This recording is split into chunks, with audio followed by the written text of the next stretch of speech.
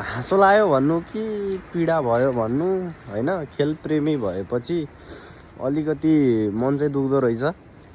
के भन्नु म यो क्यानलाई दोष दिउँ कि क्याप्टेनलाई दोष दिउँ कि कसलाई दोष दिउँ? म खेलाडीलाई दोष दिउँ कि? खेलाडीलाई त के दिनु, जसलाई हाल्यो त्यसले खेल्यो है। खेल हो, हारजित हुन्छ होइन, त्यो स्वीकार छ हामीलाई होइन। नेपाल जनतालाई हार भयो नि जित भयो पनि खेलमा स्वीकार छ। तर यस्तो खालको हार पनि स्वीकार छैन कि जुन आफ्नो इज्जत सब हुन्छ नि एकैचोटि आकाशमा लगेर एकैचोटि भुइँमा झर्ने खालको हार चाहिँ अलिकति नपच्ने हो कि कता कता नसुहाउने जस्तो भएको जस्तो फिल भयो। अस्ति इङ्ल्यान्डको खेलमा पनि कतिपय कमजोरीहरू जुन पर्फर्म गरिरहेको बलरहरू पर्फर्म जुन गरिरहेको थिएन ऊ बलरहरू पनि थियो है। उनीहरूलाई पनि खास करण केसीलाई टिममा ठाउँै थिएन कि आजको। सोमपाल कामी होइन, त्यसैपछि ललित राजवंशीलाई किन हालेको के टिममा? ललित राजवंशीलाई म क्यानलाई सिधा प्रश्न गर्न चाहन्छु। ललित राजवंशीलाई म खेलाडीको डिसरेस्पेक्ट गरेको होइन मैले होइन, डिसरेस्पेक्ट गरेको छैन। तर हुन्छ नि त्यो मान्छेको अहिले जुन कुनै पनि पर्फर्मेन्स छैन होइन। पहिलो कुरो त कुनै पनि पर्फर्मेन्स छैन, जिरो। न त्यो मान्छेले ब्याटिङ गर्न सक्छ। वानखडे स्टेडियम भनेको ओन्ली ब्याटिङ हो क्या। जुन पनि बलरले पिटाइ खान्छ त्यहाँ ब्याटिङले मात्रै भर्ने पिच छ त्यो वानखडे स्टेडियम भनेको।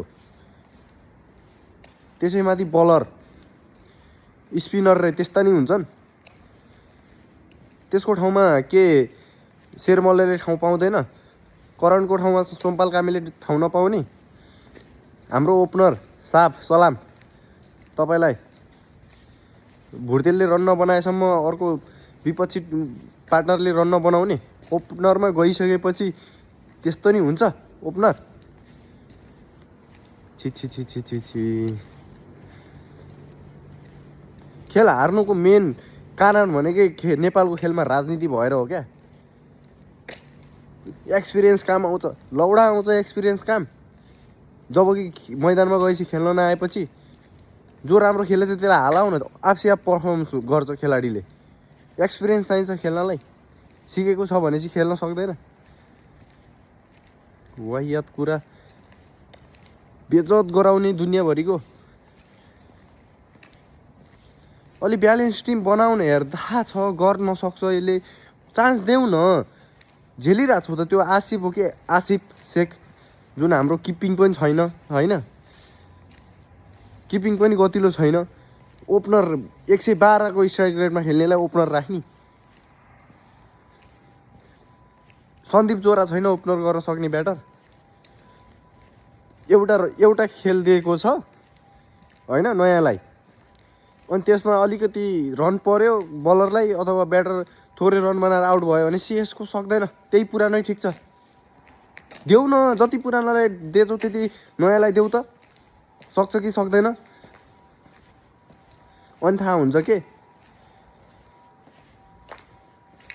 ब्याट त देऊ पहिला, ब्याट र बल त हातमा पार, चान्स त देऊ। जब कि पुरानैले पर्फर्म गर्न सकिरहेको छैन भनेपछि खेलाएर कामै छैन क्या। रोहित पौडेलको के काम छ टिममा? न त्यसको बलिङ छ, न ब्याटिङ छ, न राम्रो क्याप्टेन्सी छ। कुन बेला कसलाई पठाउने, कति बेला कसलाई पठाउने? आजको गेममा इटलीको गेममा, इटली हो कि इटली हो कि के हो त्यो है होइन, इटलीको गेममा के पठाएको मान्छे? ब्याटिङ गर्ने मान्छे के पठाएको? क्याप्टेन्जी? सिधा प्रश्न। तपाईँलाई डिसरेस्पेक्ट गरेको होइन, तर तपाईँको T20मा ठाउँ बन्दैन, सरी टु से। तपाईँ जानुहोस् आफ्नो ओडिआई जानुहोस्, आफ्नो ओडिआई टिम क्याप्टेन बन्नुहोस्, त्यसमा मतलब छैन। तर तपाईँ T20मा सुहाउने मान्छे नै होइन। T20को प्लेयर यस्तो हुन्छ, माइन्डसेट यस्तो हुन्छ। T20 मान्छेको, प्लेयरको मान्छेको, क्याप्टेनको माइन्डसेट यस्तो हुन्छ।